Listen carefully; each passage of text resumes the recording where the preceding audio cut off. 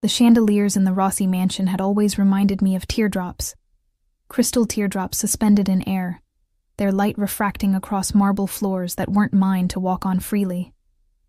Only to clean. Only to polish until I could see my tired reflection staring back at me. 23 years old and already invisible. Lucia, you missed a spot.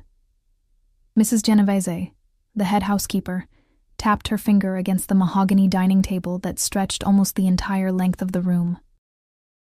Her gold bracelet clinked against the wood, the sound sharp in the cavernous space. Mr. Rossi is hosting important guests tonight. Everything must be perfect, I nodded, lowering my eyes. Yes, ma'am. My voice was barely audible, even to myself. That's how I'd learned to survive in this world of wealth and power, by becoming nothing more than a shadow that moved efficiently through rooms, touching nothing but the dirt I was paid to remove. The Rossi estate sat like a crown on the hills overlooking the city, a modern fortress disguised as a luxury residence. I'd worked here for 8 months, grateful for the steady income that helped support my younger sister through college. Our parents had died 3 years ago. Car accident, they said. Though rumors in our old neighborhood hinted at debts to the wrong people. I never asked questions. Questions were dangerous in this city. And remember, Mrs. Genovese added, her voice dropping to a whisper though we were alone. Tonight you are to remain completely invisible. Mr. Rossi's associates are not the kind of men who should notice someone like you. I understood her warning. In my months working at the mansion, I'd never actually seen Dante Rossi up close. He moved through his home like a ghost. Or perhaps I was the ghost, always being ushered into different wings when he approached. All I knew came from whispers among the staff. 32 years old, unmarried, ruthless in business. The kind of business that required armed guards at every entrance of the property. The east wing of the mansion was reserved exclusively for him. None of us were allowed to clean there, except on specific days when he was away. Today was not one of those days, but a special dinner required additional help, which was why I found myself polishing silver in the main kitchen as evening approached. The chef, Marco, barked orders at his assistants while preparing what smelled like osso buco. The rich aroma of braised veal, wine, and herbs filled the kitchen, making my stomach clench. I hadn't eaten since my meager breakfast at dawn. "You, Maid," Marco called out. "Take these wine glasses to the dining room. And don't you dare break them. They cost more than you make in a year." I carefully arranged the crystal glasses on a silver tray, their delicate stems like spindly legs of insects between my fingers. As I made my way through the service corridor, I heard unfamiliar voices from the adjoining room. Deep, male voices speaking in hushed tones. "The shipment arrives tomorrow night," one said. "Castellano's men will be watching the docks. We need to be certain." The voices fell silent as a door closed somewhere. I realized I'd stopped walking, my breath caught in my throat. I wasn't supposed to hear any of this. Quickly, I continued toward the dining room, my heart racing beneath my starched black uniform. As I placed the last glass at its designated setting, I noticed something odd, a faint, bitter almond smell coming from one of the decanters. The wine had already been poured, rich red liquid catching the light from those teardrops above, but something felt wrong. That scent reminded me of something. A warning from my father, who'd worked in pharmaceuticals before losing his job. "Cyanide smells like bitter almonds, Lucia. Never forget that." My hand trembled as I reached for the decanter. It was positioned at the head of the table, Mr. Rossi's seat. I glanced around nervously. No one was watching. The staff were all busy with final preparations in other areas. I brought the crystal to my nose and inhaled slightly. There it was again. Unmistakable. My heart hammered against my ribs. What was I supposed to do? Who would believe a maid's suspicions about poisoned wine? And if I was wrong, I'd lose my job instantly. "What are you doing?" The voice froze me in place. I nearly dropped the decanter, catching it with fumbling hands at the last moment. Turning, I found myself face to face with Mrs. Genovese. Her thin eyebrows arched so high they disappeared beneath her graying hair. I'm sorry, ma'am. I thought I noticed something odd about this wine." "Your job is to serve, not to think." She snatched the decanter from my hands. "Return to the kitchen immediately. You've been reassigned to washing dishes tonight." I hesitated, my mouth opening to protest, but the sharp look in her eyes silenced me. With a quick curtsy, I retreated toward the kitchen, my mind racing. What if I was right?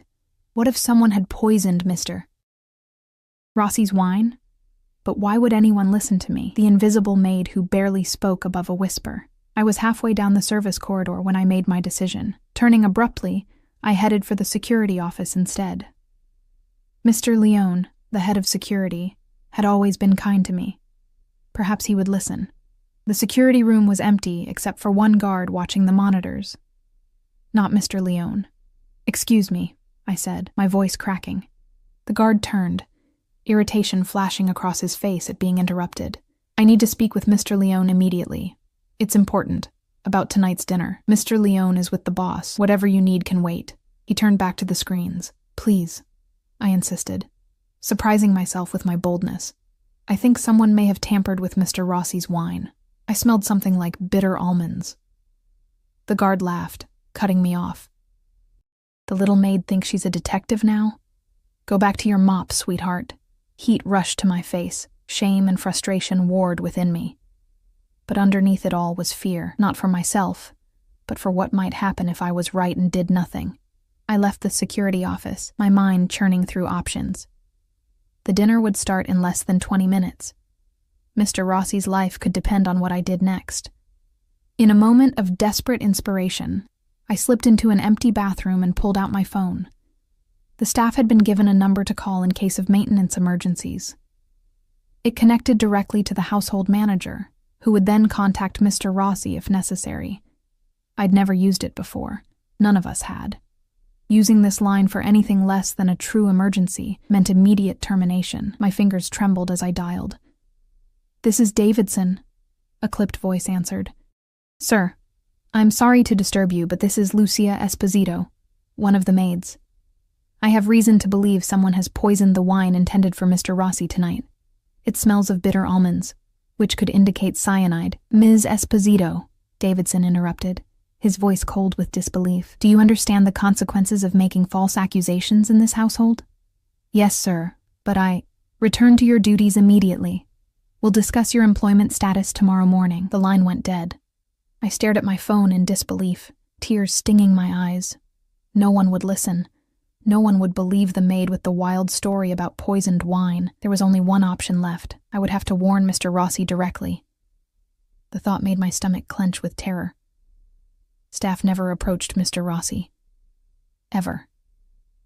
But what choice did I have? I couldn't let someone die because I was too afraid to speak up. Leaving the bathroom, I moved with purpose toward the main part of the house.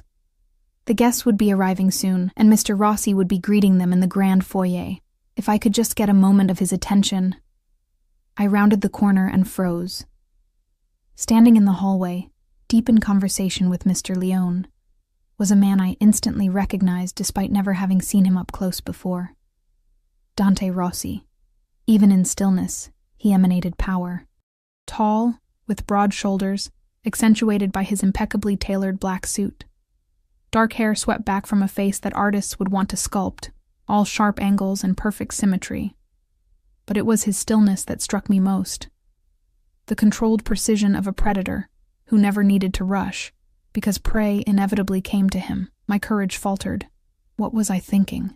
This man could destroy my life with a word. The thought of approaching him made my knees weak. Then I noticed the time on the ornate clock in the hall. 15 minutes until dinner. 15 minutes until he might drink poisoned wine. I forced myself forward on trembling legs.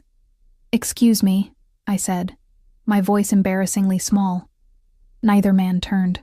"Mr. Rossi?" I tried again, louder this time. Both men turned simultaneously. Mr. Leone's face darkened with anger, but I kept my eyes fixed on Dante Rossi. Up close, his eyes were unsettling, deep brown, almost black, and completely unreadable. No warmth, no coldness. Just intense observation. "Sir, I apologize for the interruption, but there's something you need to know before dinner." The words tumbled out too quickly. "I believe someone has poisoned your wine. It smells of bitter almonds, which could be cyanide, and I tried to tell security and Mr. Davidson, but no one would listen to me, and I know I shouldn't approach you directly, but I couldn't just say nothing if there's a chance." "Enough." The single word from Rossi's lips silenced me instantly. He hadn't raised his voice at all, yet that one quiet word seemed to suck all the air from the corridor. "What is your name?" "Lucia Esposito, sir. I work as a maid in the East Wing." His gaze intensified, studying me as if I were a puzzle with missing pieces. "Leone, have the wine tested immediately." "Boss, this is ridiculous. She's just a maid looking for attention. Now."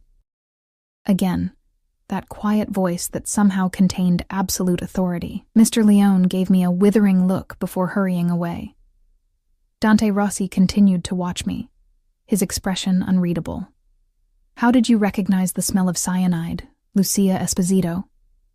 The way he said my name sent an involuntary shiver down my spine. "My father worked in pharmaceuticals, sir," he taught me. A ghost of a smile touched his lips, there and gone so quickly I might have imagined it. "And you risked your position here to warn me?" I nodded, dropping my gaze to the floor. "It was the right thing to do, sir." He said nothing for so long that I risked glancing up. He was still watching me with that same intensity, as if trying to see through my skin to whatever lay beneath. "Return to your duties," he finally said. "Leone will find you later." I understood the dismissal and backed away, my heart still racing. As I turned to go, his voice stopped me once more. "Lucia." Just my first name this time, spoken differently, softer. "Thank you." I nodded, unable to form words, and hurried back to the safety of the service corridors. My hands wouldn't stop shaking. I'd spoken directly to Dante Rossi and lived to tell about it. But the night was far from over, and I had no idea what consequences awaited me. 3 hours later, I was scrubbing pots in the kitchen when Mrs. Genovese appeared at my side. "Come with me," she said, her expression giving nothing away. I dried my hands on my apron, anxiety coiling in my stomach. This was it. I was about to be fired, or worse. She led me through the quiet house to a part of the mansion I'd never entered before. Mr. Rossi's private study. My palms grew damp with each step. When she knocked softly on the heavy wooden door, I thought I might faint. "Enter," came that same quiet, commanding voice from earlier. Mrs. Genovese opened the door, nodded for me to go in, and then left, closing the door behind me. Dante Rossi sat behind an enormous desk of dark wood, the lamp beside him casting dramatic shadows across his face. The room smelled of leather, expensive cologne, and old books. "You were right," he said without preamble. "The wine contained enough cyanide to kill everyone at the table 3 times over."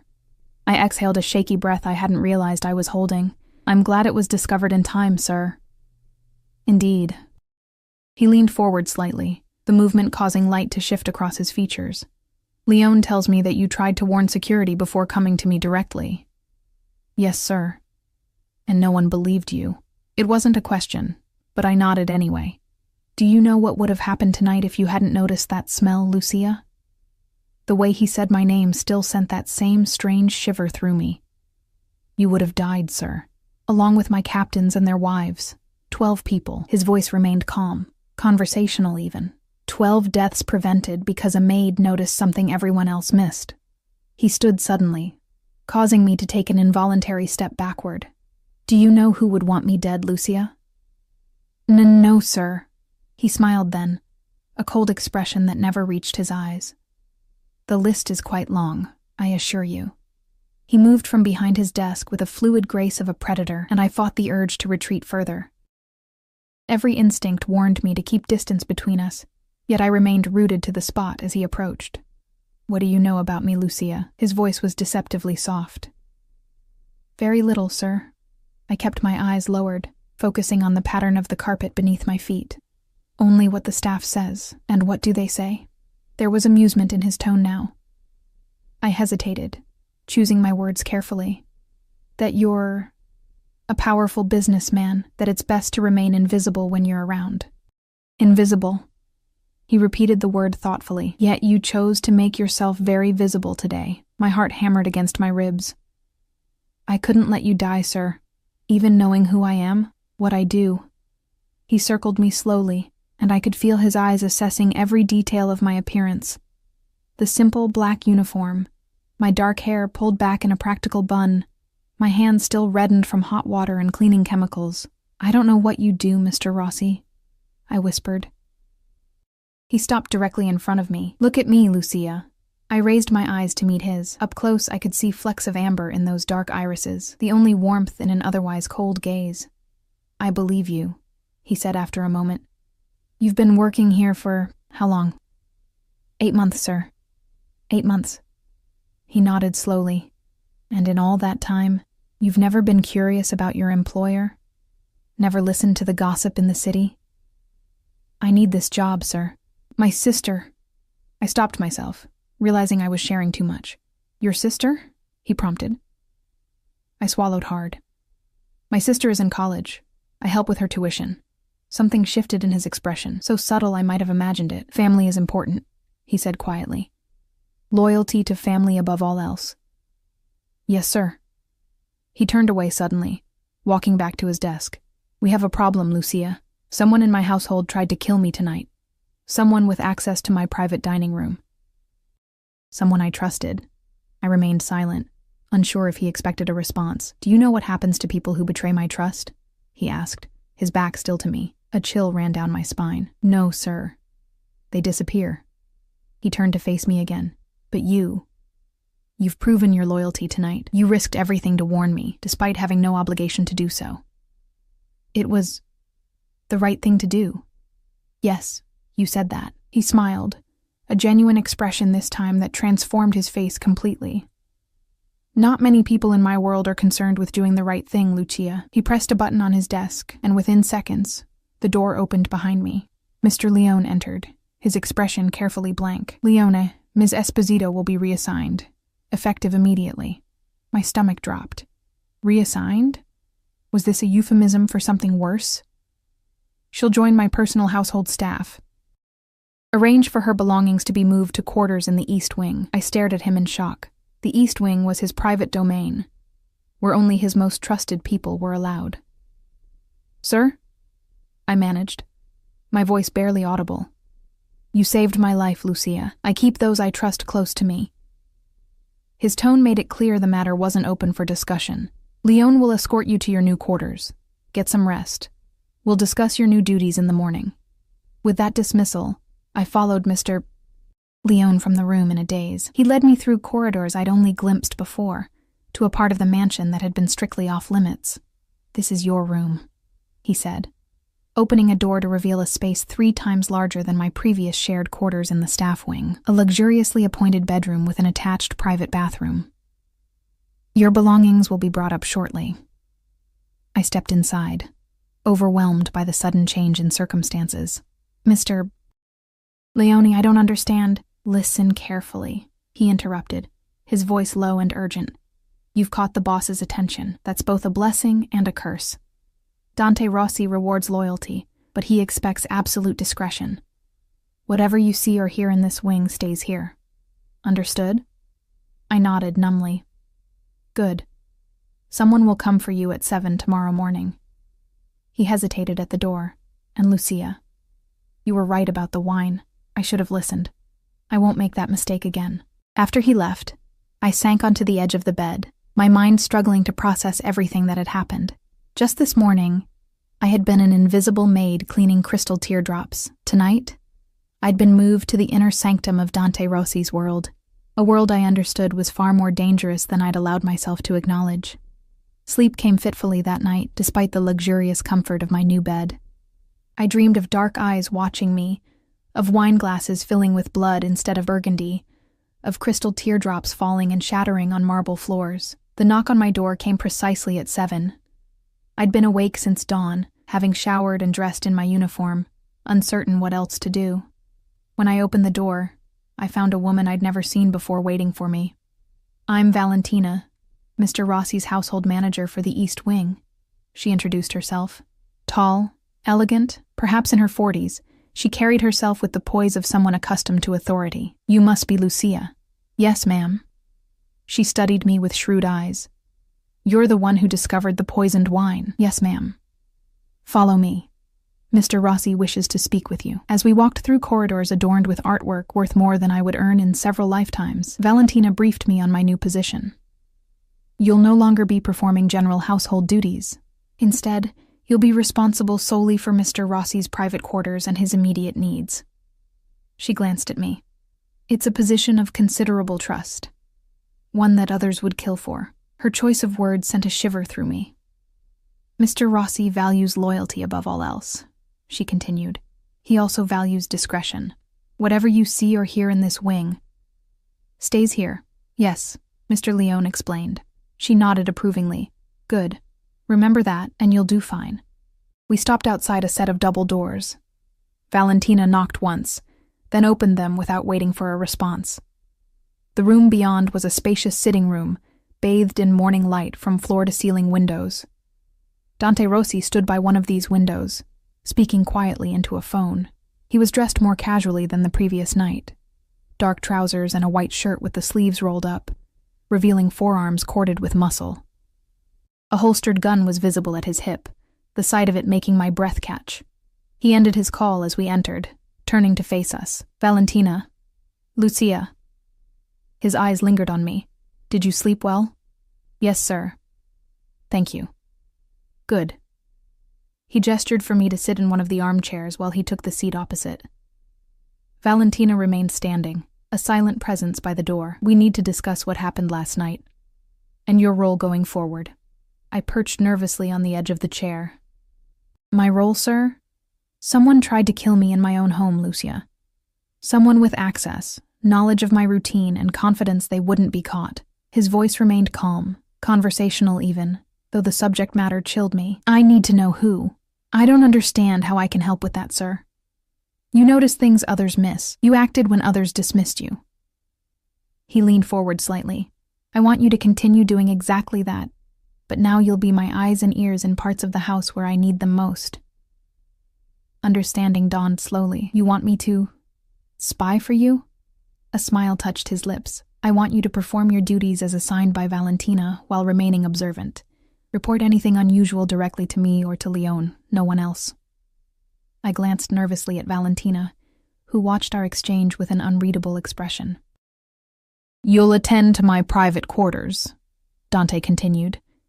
You'll also occasionally serve during my private meetings when I entertain guests here, rather than in the main house. The position comes with a substantial increase in salary. He named a figure that made me gasp involuntarily, triple what I currently earned. That's very generous, sir. I value loyalty, Lucia, and I protect what's mine. The possessive way he said those words sent a strange flutter through my stomach. I wasn't sure if it was fear or something else entirely. Do you have questions? He asked.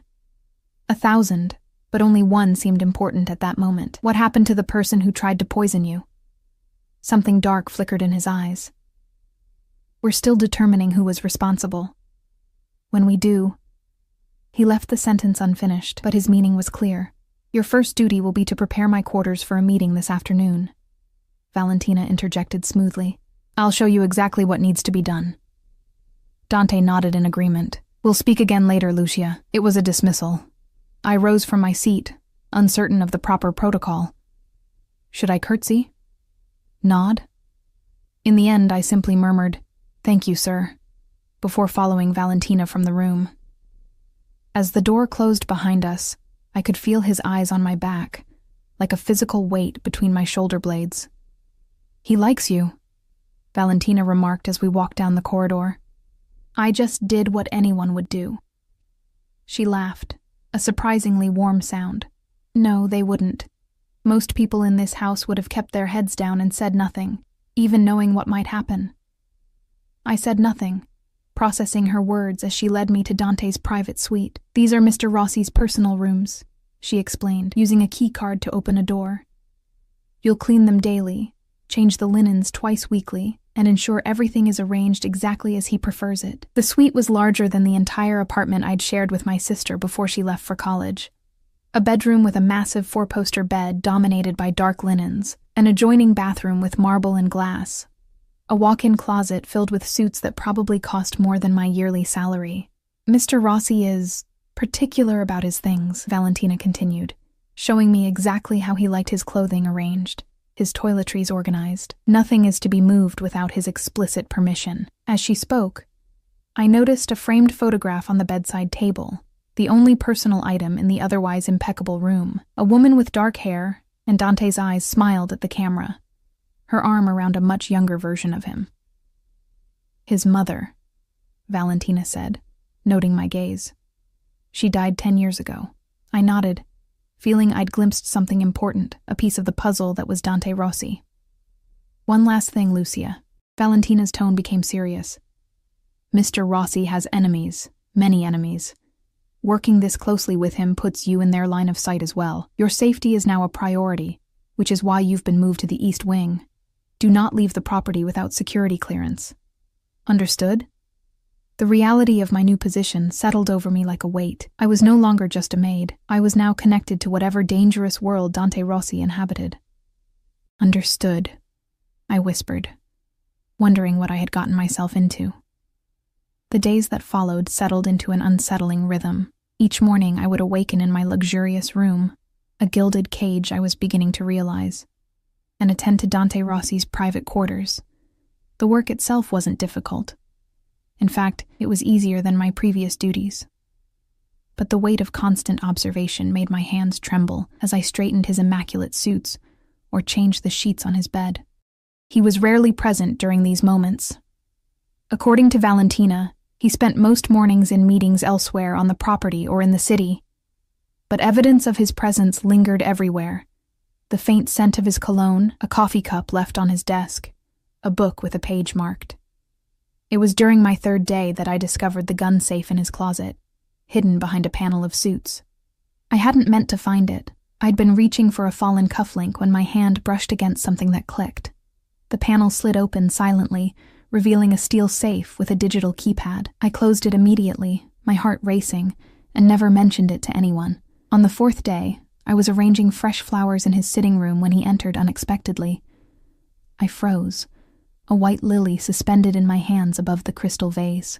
"Don't stop on my account," he said, shrugging off his suit jacket and draping it over a chair. There was a tension in his movements I hadn't noticed before, a tightness around his eyes. "Is everything all right, sir?" The question slipped out before I could stop myself. His eyes found mine, surprise flickering across his features.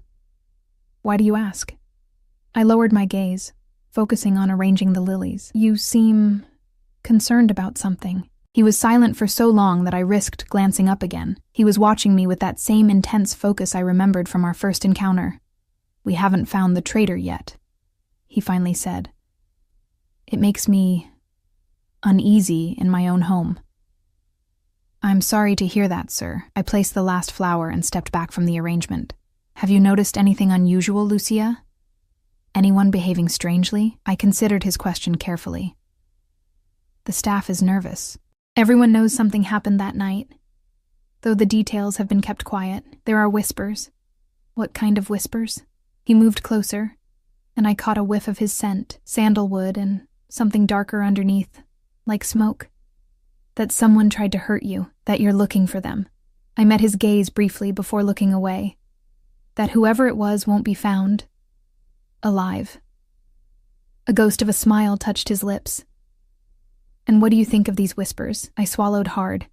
I think whoever tried to poison an entire dinner party doesn't deserve mercy." His eyebrows rose slightly at my response. "You surprise me, Lucia Esposito." Before I could respond, his phone buzzed. He checked it, his expression darkening. "I have to go. We'll continue this conversation later." After he left, I released a breath I hadn't realized I was holding. Something about Dante Rossi's presence consumed all the oxygen in a room, made it hard to think clearly. It wasn't just fear, though fear was certainly part of it. It was something else, something I wasn't ready to name. Later that afternoon, Valentina informed me that Dante would be hosting a private dinner in his quarters that evening. I would be serving, along with one other trusted staff member. "Who will be attending?" I asked, hoping to prepare appropriately. "Mr. Castellano." Valentina's expression gave nothing away, but I recognized the name from the conversation I'd overheard days ago. "It's an important meeting. Everything must be perfect." I nodded, understanding the gravity of the situation. "I'll make sure of it." The dining room in Dante's private wing was smaller than the main one, but no less opulent. I spent the afternoon polishing silver and crystal until every surface gleamed. By 6 o'clock, The table was set immaculately, and I had changed into a more formal black uniform that Valentina had provided. "Remember," she cautioned as we made final preparations, "you are to serve efficiently and remain invisible otherwise. Mr. Castellano is not a man who appreciates being observed." At precisely 7, I heard voices approaching. I took my position near the serving table, eyes downcast, hands clasped before me. The door opened and Dante entered, followed by an older man with silver-streaked hair and a face mapped with deep lines. Despite his age, perhaps in his 60s, he moved with the assurance of someone accustomed to power. "The East Wing suits you, Dante," Castellano remarked, his voice carrying the roughness of a lifetime smoker. "Your father would be proud of what you've built here." "My father would have considered it an unnecessary extravagance," Dante replied, a hint of humor in his tone as he gestured toward the table. "Please, sit." I moved forward silently, pouring wine into their glasses. As I leaned between them, I felt Castellano's eyes on me, assessing. I kept my face carefully blank, focusing on the task at hand. "New staff?" he asked Dante as I stepped back. "Recently promoted," Dante replied. "Lucia has proven herself valuable." The way he said my name sent an involuntary shiver through me, Castellano noticed, his lips curving in a knowing smile that made my skin crawl. "I see." He took a sip of his wine, eyes still on me. Pretty little thing.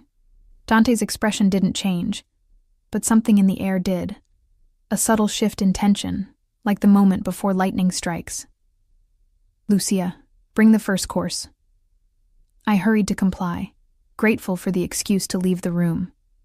In the kitchen, Marco handed me 2 plates with artfully arranged appetizers.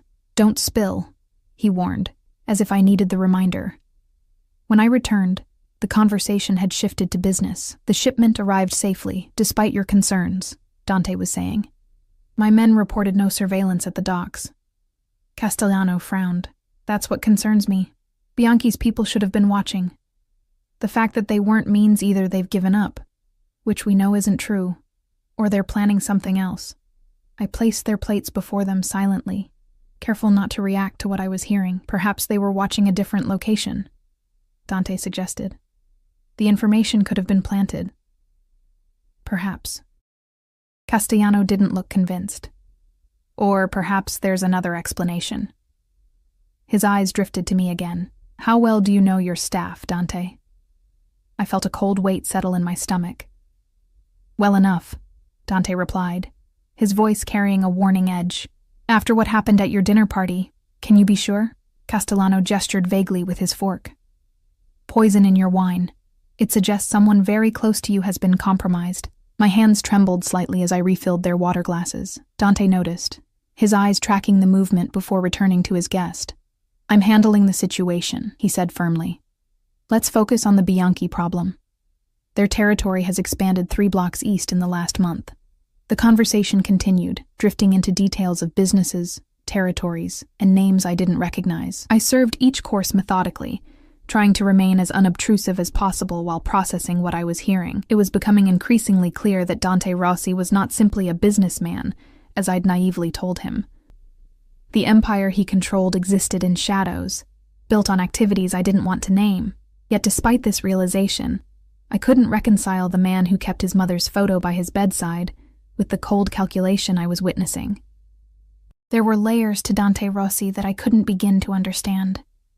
Didn't want to understand. As I cleared their dessert plates, Castellano's phone rang. He checked it, then stood abruptly. "I need to take this. Excuse me." Once he'd left the room, Dante turned to me. "What did you think of our guest, Lucia?" The question caught me off guard. "It's not my place to have opinions, sir." "I'm asking for your opinion nonetheless." I hesitated, weighing my words carefully. "He seems concerned about something he's not saying directly." Dante nodded slowly. "Good observation. What else?" "He doesn't trust me, or any of your staff." I met his eyes briefly. "He thinks someone close to you betrayed you." "And what do you think?" I set the plates down, suddenly tired of pretending I hadn't heard everything. "I think he might be right. Someone in this house tried to kill you, and they haven't been caught. That means they're still here, Possibly still planning. Something like approval flashed in his eyes. Continue serving as if nothing has changed when he returns. I want to see how he behaves. Castellano returned moments later, his expression troubled. The conversation resumed, but there was a new tension in the air. As I poured coffee, I noticed him watching me with increased suspicion. "Have we met before?" he asked suddenly, interrupting Dante mid-sentence. I froze. "No, sir. I don't believe so." "You look familiar." He studied my face with narrowed eyes. "Where did you work before coming here?" "The Bellini Hotel, sir, as housekeeping staff." His eyes widened slightly with recognition. "The Bellini. Of course. You cleaned my suite once, didn't you? About a year ago." I hadn't. But the intensity of his gaze made me hesitate. Before I could respond, Dante interjected smoothly. "Lucia, please bring us the cognac from my study." Grateful for the reprieve, I hurried from the room. In Dante's study, I located the crystal decanter of amber liquid, my hands still shaking slightly. I didn't understand Castellano's interest in me, but it felt dangerous, like standing too close to a cliff edge. As I re-entered the dining room with the cognac, I caught the end of their conversation. "Still don't trust it," Castellano was saying. "The timing is too convenient." "I've known her family for years," Dante replied, his voice carrying a finality that brooked no argument. "Her loyalty is not in question." They fell silent as I approached, and I realized with a start that they had been discussing me. Dante's claim about knowing my family was a lie. He'd only learned my name days ago. But why would he lie to protect me? I served the cognac and stepped back, my mind racing. The atmosphere in the room had shifted again, charged with an undercurrent of tension I couldn't fully decipher. After Castellano finally departed, escorted by Leone, Dante remained at the table, swirling the last of his cognac thoughtfully. I began clearing the remaining dishes, hyper-aware of his presence. "He suspects everyone," Dante said suddenly. "It's how he's survived so long in this business." I paused, a coffee cup balanced in my hand, including me. "Especially you." He set his glass down and looked up at me. "You appeared in my household just months before an attempt on my life, and now you've been moved to my private quarters. From his perspective, it's suspicious." "From your perspective?" I asked, surprising myself with my boldness. A smile touched his lips. "From my perspective, Lucia, you're the only person in this house I'm certain I can trust." The weight of his words settled between us. Trust, I was learning, was the rarest currency in Dante Rossi's world, more valuable than the millions he undoubtedly controlled. "Be careful around Castellano," he added, his voice dropping to a near whisper. "If he approaches you when I'm not present, report it to me immediately." I nodded, understanding the warning for what it was. "Yes, sir." As I turned to leave with the tray of dishes, his voice stopped me once more. "Lucia." I looked back at him. "Thank you for your service tonight. You did well." It was a simple compliment, yet the approval in his eyes made something warm unfurl in my chest, a feeling I immediately tried to suppress. Dangerous, I reminded myself. Everything about this man and his world was dangerous, but as I retreated to the kitchen, I couldn't shake the feeling that I was already being pulled into his orbit, like a satellite caught in the gravity of something much larger and more powerful than myself. A week passed in this strange new reality. Each day, I moved through Dante Rossi's private spaces like a ghost, arranging, cleaning, observing. Each day, I learned more about the man whose life I had saved, fragments that didn't quite fit together into a coherent whole.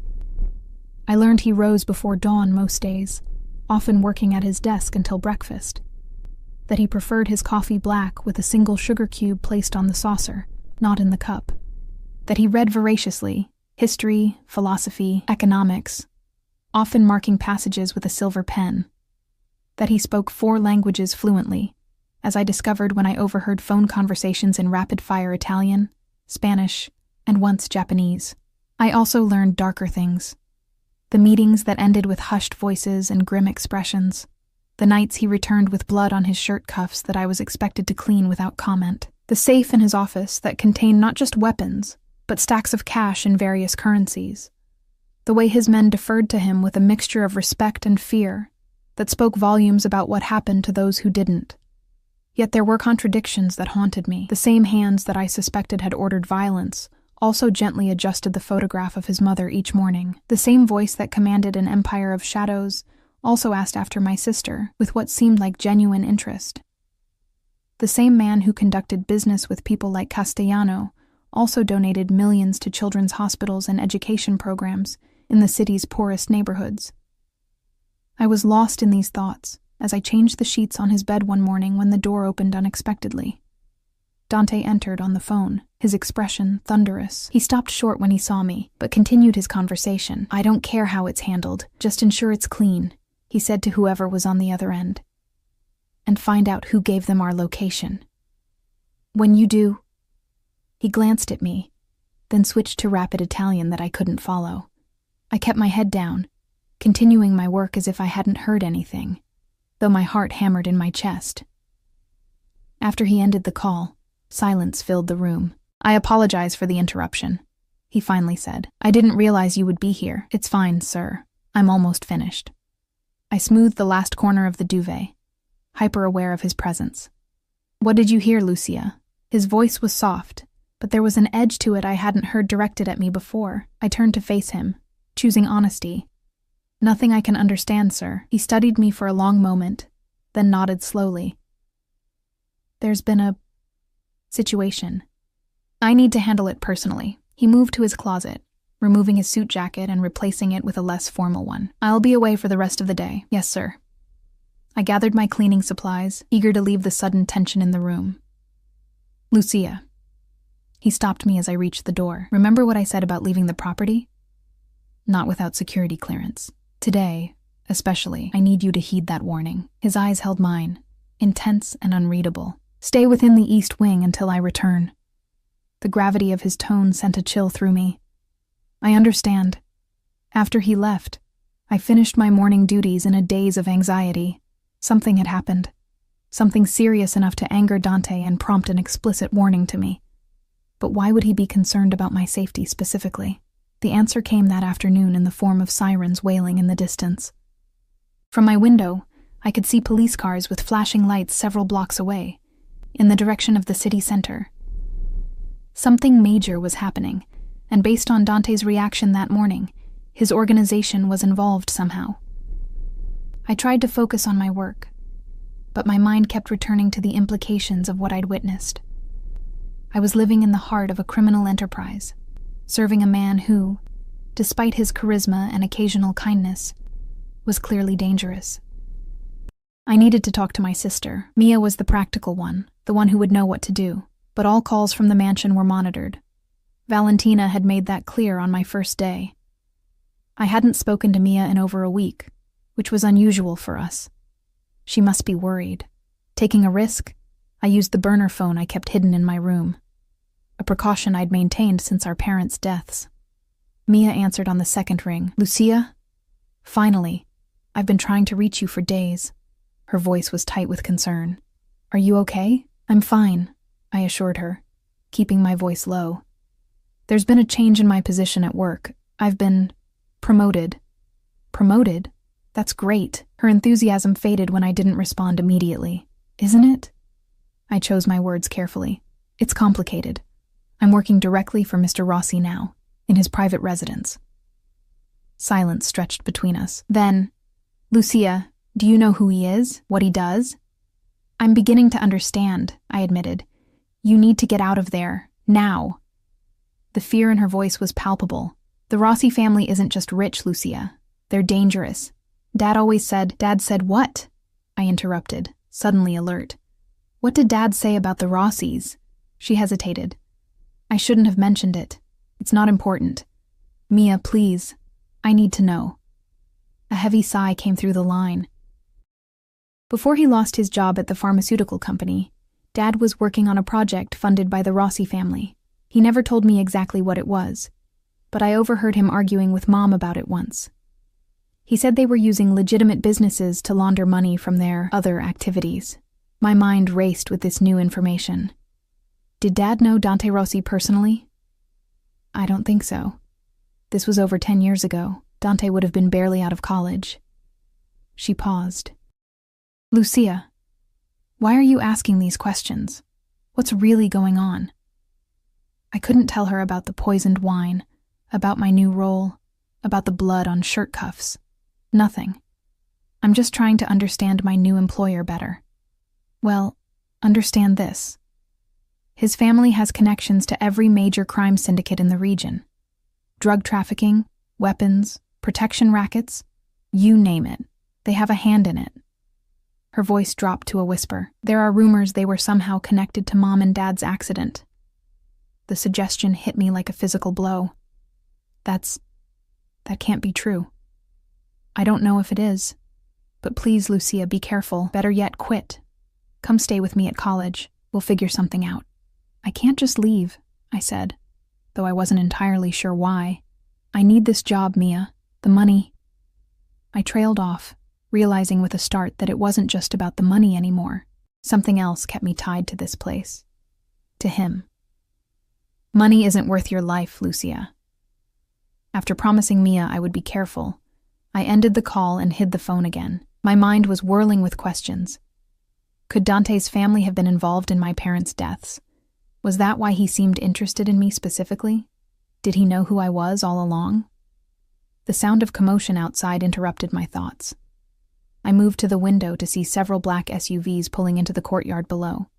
Men poured out, surrounding a central vehicle as its door opened. Dante emerged, his suit immaculate as always, but his face set in hard lines. Behind him, two of his men half-carried another figure, a man whose face was covered in blood, barely conscious. I stepped back from the window, my heart racing. Whatever situation Dante had left to handle had clearly turned violent. The reality of who he was, what he was, crashed over me anew. I was still standing there when a knock came at my door. I opened it to find Leon, his expression grim. Mr. Rossi wants to see you. Now. I followed him through the corridors, my mind racing with possible scenarios, none of them good. Had Dante somehow discovered my conversation with Mia? Did he know about my father's connection to his family? Leon led me not to Dante's office or quarters, but to a part of the east wing I'd never entered before. We descended a flight of stairs and passed through a security door that required his fingerprint to open. Beyond lay a sterile-looking corridor, more reminiscent of a hospital than a mansion. He stopped before a nondescript door. He's waiting inside. With trembling hands, I pushed the door open. The room beyond was indeed set up like a medical facility, monitors, cabinets of supplies, and in the center, an examination table where the bloodied man from the courtyard lay.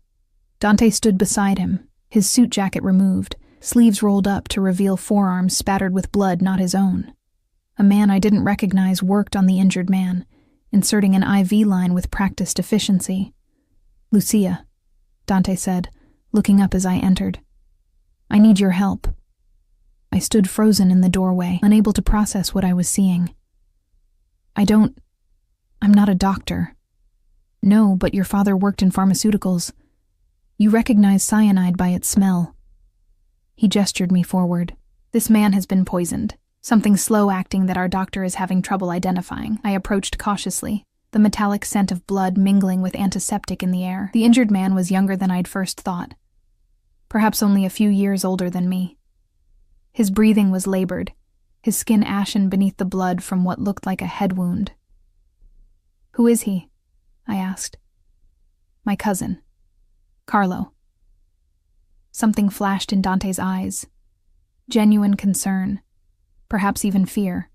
He was investigating the poisoning attempt against me when he was attacked. They made him drink something. The doctor looked up at me doubtfully. "Mr. Rossi says you have knowledge of toxins." Only what my father taught me." I leaned closer, examining the patient. "What are his symptoms?" "Respiratory distress, arrhythmia, disorientation. It's progressing rapidly," the doctor answered. I thought back to my father's warnings, the chemical compounds he'd taught me to fear. "Has he vomited?" "Yes, immediately after ingestion, according to the men who found him." "Check for methyl alcohol poisoning," I suggested. "It's sometimes used in antifreeze, but it can be concentrated. The symptoms match, and it's easily obtained." The doctor's eyebrows rose, but he immediately began preparing a treatment.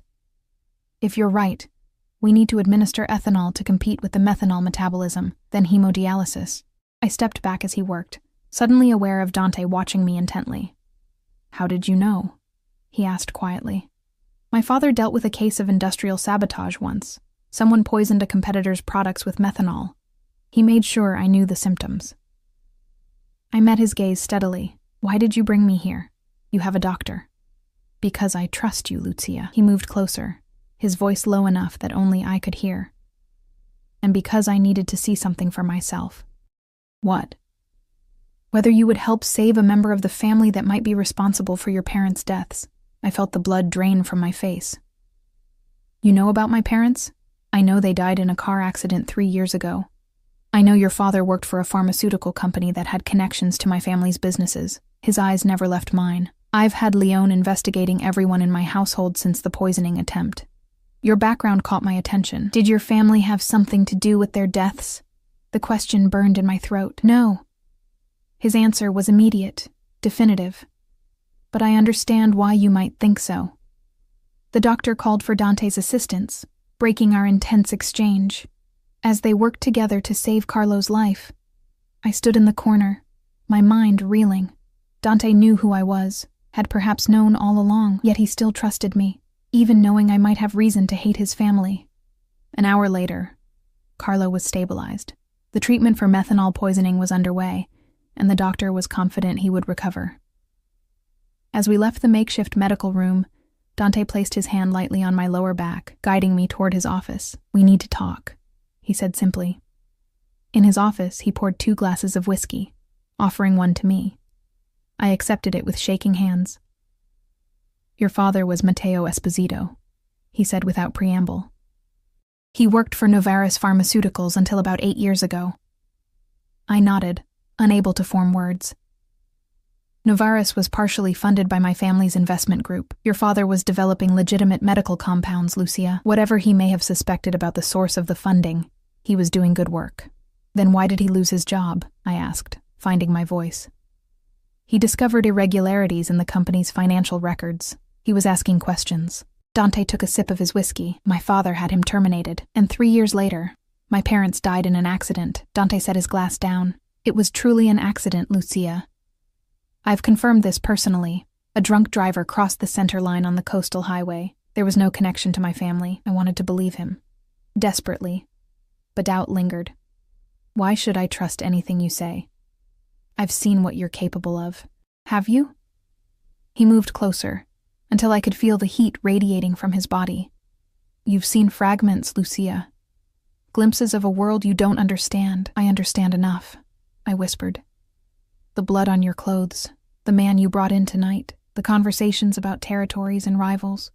You're not just a businessman. No, I'm not.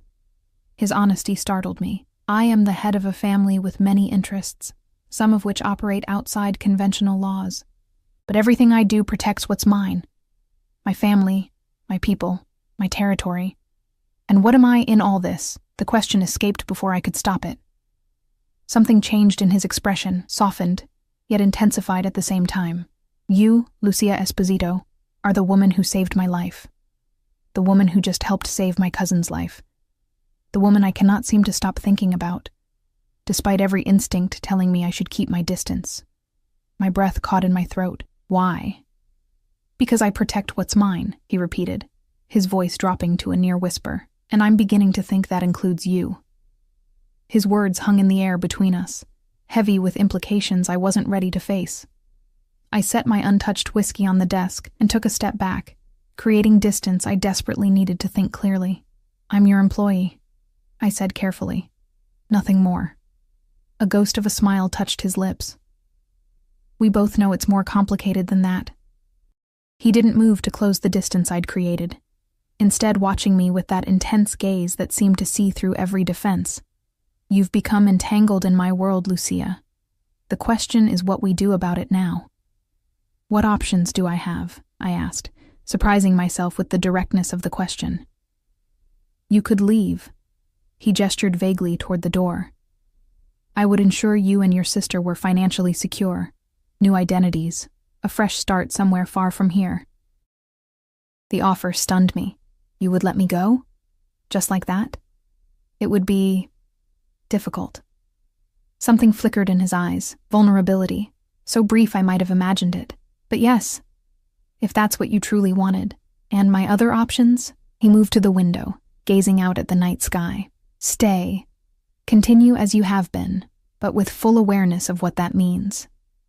He turned to face me again. No more illusions about who I am or what I do. As your maid? I kept my tone neutral, though my heart was racing, as whatever you choose to be. His words carried weight beyond their simplicity. I told you before, Lucia, I value loyalty above all else. You've proven yours repeatedly. That earns you choices few others are given. I thought of Mia, of her fear for me, of the life I'd lived before stepping into this world of shadows and power. I thought of my parents, whose deaths might truly have been an accident unconnected to the Rossi family. I thought of Dante himself, the contradictions, the danger, the unexpected gentleness. I need time, I said finally, to think about all of this. He nodded once. Take the night. We'll speak again tomorrow. As I turned to leave, his voice stopped me at the door. Lucia. I looked back at him. Whatever you decide, know that I meant what I said. I protect what's mine, always. I returned to my room, my mind swirling with impossible choices. Sleep eluded me as I paced the confines of my gilded cage, weighing risks against desires I barely understood. By dawn, exhaustion had overtaken me, and I drifted into uneasy dreams, filled with the scent of bitter almonds and the feel of Dante's eyes on me. A sharp knock woke me hours later. I opened the door to find Valentina, her expression grave. Get dressed quickly, she ordered. There's a situation. What's happening? I asked, already moving to comply.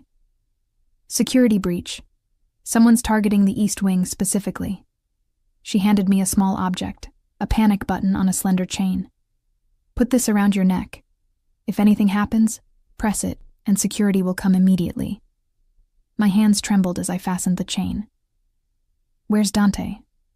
Handling it. Her use of his first name surprised me. A slip revealing her own stress. He sent me to ensure your safety. We're moving you to a secure location until the threat is contained. I dressed hurriedly in jeans and a sweater rather than my uniform, then followed Valentina through corridors I'd never seen before. We descended a service stairwell, emerging in what appeared to be an underground parking area. Get in, she instructed, pointing to a waiting black sedan with tinted windows. The driver will take you somewhere safe. You're not coming? Alarm coursed through me at the thought of being separated from the only person I somewhat trusted, besides Dante himself. I'm needed here. She squeezed my arm reassuringly. Don't worry. These men answer directly to Dante. You'll be protected. As I slid into the back seat, the gravity of the situation finally hit me. Someone had breached the fortress-like security of the Rossi mansion, the same someone, perhaps, who had tried to poison Dante and who had attacked his cousin Carlo. And now I was being rushed away to safety, while Dante remained behind to face whatever threat had emerged. The realization that I cared what happened to him, that the thought of him in danger caused a physical ache in my chest, was both terrifying and clarifying. The car pulled away, the driver silent as we navigated through an underground tunnel I hadn't known existed. We emerged several blocks from the mansion, the driver taking a circuitous route through the city before heading toward the coastline. After nearly an hour of driving, we arrived at a modern glass and steel structure perched on a cliff overlooking the ocean. The driver used a keycard to open a gate, then drove through a covered entrance that concealed the car from view. Mr. Rossi's private residence, he explained, speaking for the first time as he opened my door. You'll be safe here until he arrives. The house was smaller than the mansion, but no less luxurious. Floor-to-ceiling windows captured breathtaking views of the ocean, while sleek modern furnishings created an atmosphere of understated elegance. Unlike the old-world opulence of the Rossi estate, this place felt personal, a home rather than a symbol of power. Make yourself comfortable, the driver said, gesturing to the open living area. There's food in the kitchen. Security personnel are stationed around the perimeter. No one gets in or out without Mr. Rossi's authorization. After he left, I wandered through the house, feeling like an intruder in this intimate space. In what was clearly Dante's bedroom, I found more evidence of the man behind the power. Books on his nightstand that weren't just for show, a worn leather jacket hanging in the otherwise immaculate closet, a collection of vinyl records ranging from classic opera to modern jazz. On his desk sat another photograph of his mother, this one showing her much younger, holding a small boy who must have been Dante as a child. They stood on this very cliff, the ocean behind them, both smiling into the camera. The sight of it made my throat tighten with unexpected emotion. Hours passed with no word from the mansion. I tried watching television, but every news channel carried breaking reports of a disturbance in the exclusive neighborhood where the Rossi estate was located. Footage showed police cars and what looked like federal agents surrounding the area. My anxiety mounted with each passing minute. As twilight descended, I stood at the wall of windows, watching the ocean turn silver beneath the rising moon. The beauty of it was at stark odds with the turmoil I felt inside. In less than 2 weeks, my entire world had been upended. I had gone from invisible Maid to someone Dante Rossi considered his, someone worth protecting, worth offering choices to. The sound of the front door opening sent me spinning around, heart in my throat. Dante stood in the entrance, still wearing the same clothes from yesterday, now rumpled and stained. A darkening bruise marked his left cheekbone, and a cut above his eyebrow had been hastily bandaged. "You're hurt," I said, moving toward him without thinking. "It's nothing." His voice was rough with exhaustion. "Are you all right?" I nodded. "What happened?" "The news is showing police at the mansion." He closed the distance between us, his eyes scanning my face as if reassuring himself I was truly unharmed. "Bianchi's men. They coordinated with someone inside the house to breach security." His jaw tightened. "They were looking for you." The words hit me like a physical blow. "Me? Why would they?" "To get to me." His hand reached up, hovering near my face without quite touching. "They've been watching. They saw how I reacted to you, how I moved you to the East Wing. They assumed you were important to me." "Am I?" The question escaped before I could stop it. Instead of answering, he turned away, moving to pour himself a drink from a bar set against the wall. "We found the traitor. It was Davidson, the household manager who had dismissed my warning about the poisoned wine." "Why?" "Money." Dante's laugh was bitter. Bianchi offered him enough to betray a lifetime of loyalty. He admitted everything once we found evidence on his phone. I didn't ask what had happened to Davidson after that. I didn't want to know. "The police involvement complicates things," Dante continued. "We'll need to lay low for a while. I've arranged for your sister to be protected as well." "Mia? Is she in danger?" Fresh fear coursed through me. "Just a precaution." He turned back to me, his expression softening at my obvious distress. "She's safe, Lucia. I promise." I sank onto the sleek leather sofa, suddenly overwhelmed by it all. "This is because of me, because I saved your life that night." "No." He sat beside me, close enough that I could feel his warmth but not touching. "This is because of who I am. The target I've always been." He set his drink aside, untouched. "It's why I gave you the choice to leave. My world will never be safe, Lucia, not completely. And yet you're offering me a place in it." I met his gaze, searching for answers. "Why?" For a long moment he was silent, his dark eyes unreadable. Then, because in all my life, surrounded by people who serve me out of fear or ambition or obligation, you're the first person who saw me in danger and acted purely out of decency. His voice dropped lower, "because you look at me and see past the power and the danger to something else. Something I thought was lost long ago." "What?" I whispered. "The possibility of being more than what this life has made me." The raw honesty in his voice undid something in me, some final resistance I'd been clinging to. Without thinking, I reached out and touched the bruise on his face, my fingers gentle against his skin. He caught my wrist, his grip firm, but not painful. "Have you decided, Lucia? Will you stay or go?" In that moment, looking into his eyes, I knew my decision had been made the night I'd walked up to him in that hallway, risking everything to warn him about poisoned wine. Something had connected us in that instant. Something beyond logic or safety or good sense. "I'll stay," I said softly. "Not as your maid, not as your employee, but as someone who chooses to be here, knowing exactly what that means." Relief and something deeper flickered across his features. Slowly, giving me every chance to pull away, he drew me closer until our foreheads touched. "I will keep you safe," he promised, his voice a low murmur against my skin. "Whatever comes, whatever You are it mine takes." to protect now, Lucia Esposito. "And you," I whispered back, surprising myself with my boldness, "are mine to save, as many times as necessary." A rare, genuine smile transformed his face. "I believe you would." His hand moved to cup my cheek, my fierce little maid who stopped an empire from falling with nothing but her senses and her courage, as his lips finally met mine in a kiss that felt like both an ending and a beginning.